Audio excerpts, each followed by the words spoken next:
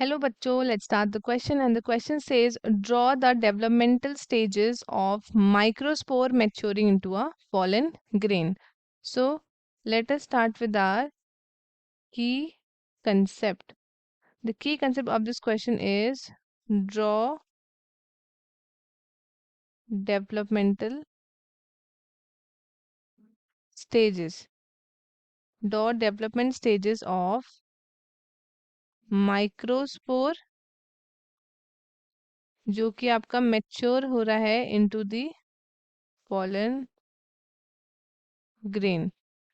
सो अगर हम डिस्कस करें अबाउट पॉलन ग्रेन तो ये आपके जो है ये रिप्रेजेंट करते हैं किसको? It represents the male gametophyte. It represents the male gametophyte. अगर आप टच करोगे ओपन एंथर्स को ऑफ हाइबिस्कस या फिर किसी भी फ्लावर का जो आप तो आप फाइन करोगे एक डिपोजिशन होता है येलो पाउडरी पॉलन ग्रेन्स का हमारे फिंगर्स पे. तो जो स्पार्कल होते हैं on the drop of water तो ये आप क्या आप उसको अंदर द स्लाइड ले सकते हो एंड उसको देख सकते हो अंडर द माइक्रोस्कोप. सो आप देखोगे कि मतलब उसके आर्किटेक्चर से आप रियली अमेज हो जाओगे like size shapes colours and designs you can see of the pollen grains. Different different species के अपने अलग अलग पॉलन ग्रेन्स होते हैं. तो जो पॉलन ग्रेन्स होते हैं ये जर्नली आपके स्पेरिकल होते हैं. दे आर जर्नली स्पेरिकल जो मेजर करते हैं अबाउट 25 से 50 माइक्रोमीटर्स माइक्रोमीटर्स इन डायमीटर. सो इसके पास एक प्रोमिनेंट टू लेयर्ड वॉल होती है जो हार्ड आउटर लेयर होती है. हार्ड आउटर लेयर इसको हम क्या बोलते हैं? It is known as exine जो बनी होती है किसकी? स्पोरोपोलेनिन जो आपका one of the most resistant organic material known है. ये विथस्टैंड कर सकता है high temperature and strong acid and alkali. कोई भी एंजाइम डिग्रेड नहीं कर सकता है स्पोरुलिन को फार अभी तक जितना हमें मालूम है. अब जो पॉलन ग्रेन एक्साइन है इसके पास प्रोमिनेंट अपार्चर्स होते हैं जिसको हम बोलते हैं जर्म पोर. अब जो इनर वॉल है इसकी इसको हम क्या बोलते हैं? It is known as intine. ये क्या है? ये है inner wall of pollen grain. ये थिन होता है एंड कंटिन्यूस लेयर बनी होती है सेलुलोज एंड पेक्टिन की. तो जो साइटोप्लाज्म होता है पॉलन ग्रेन का ये सराउंडेड होता है बाय द प्लाज्मा मेम्ब्रेन. सो इसका स्ट्रक्चर देखेंगे तो अगर हम इनलार्ज्ड व्यू देखें ऑफ द पॉलन ग्रेन तो ये माइक्रोस्कोप के नीचे हमें कुछ ऐसा दिखेगा. ऐसा दिखेगा ये हमें अंडर द माइक्रोस्कोप. सो अगर हम नेक्स्ट देखें तो ये हमारे पास कुछ इस तरीके से है.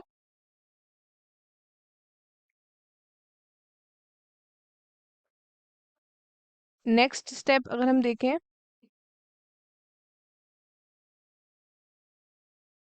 तो ये कुछ इस तरीके से है लाइक दिस. अब हम इसकी नेमिंग करते हैं. तो ये क्या है हमारे पास? This is nucleus. ये न्यूक्लियस है एंड ये दोनों क्या है? These are the vacuoles. अब नेक्स्ट अगर हम देखें तो ये कुछ इस तरीके से है लाइक दिस.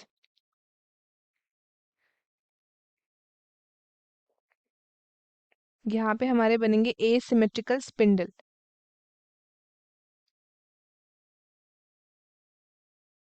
एसिमेट्रिकल स्पिंडल है. इसकी नेमिंग कर देते हैं. इसको हम बोलते हैं a symmetric spindle. Then we have next step में हमारे पास आता है vegetative cell and generative cell like this. So ये हमारा क्या है? ये ऊपर वाला है हमारा वेजिटेटिव एंड जो नीचे वाला है this is known as generative. This is vegetative cell and this is generative cell. तो जब हमारा पॉलन ग्रेन मैच्योर हो जाता है तो उसके पास दो सेल्स होते हैं, एक आता है वेजिटेटिव, दूसरा आता है जनरेटिव सेल। तो जो जनरेटिव वेजिटेटिव होता है आपका, ये आपका क्या होता है, ये होता है आपका बिगर, एंड इसमें abundant food reserve and large आपका इरेगुलरली शेप न्यूक्लियस होता है।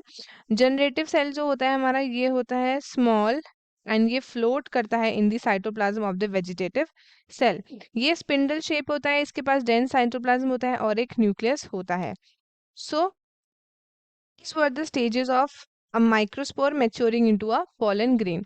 अब क्या होता है कि जैसे कि हमने अभी पढ़ा कि जो pollen grains होते हैं वो होते हैं मेल गेमिटोफाइट, ठीक है। तो जो एंड्रोशियम होता है, एंड्रोशियम ये कंसिस्ट करता है ऑफ द स्टामेन, और जो स्टामेन होता है ये कंटेन करता है स्टॉक जिसको हम बोलते हैं फिलामेंट, एंड टर्मिनल स्ट्रक्चर होता है इसमें जहाँ पे एंथर आपका प्रेजेंट होता है। एंथर के अंदर चैम्बर्स होते हैं जहाँ पे क्या प्रेजेंट होता है, माइक्रो स्पोरेंजिया, या फिर आप इसे कह सकते हो पॉलन सैक्स जो प्रोड्यूस करते हैं पॉलन।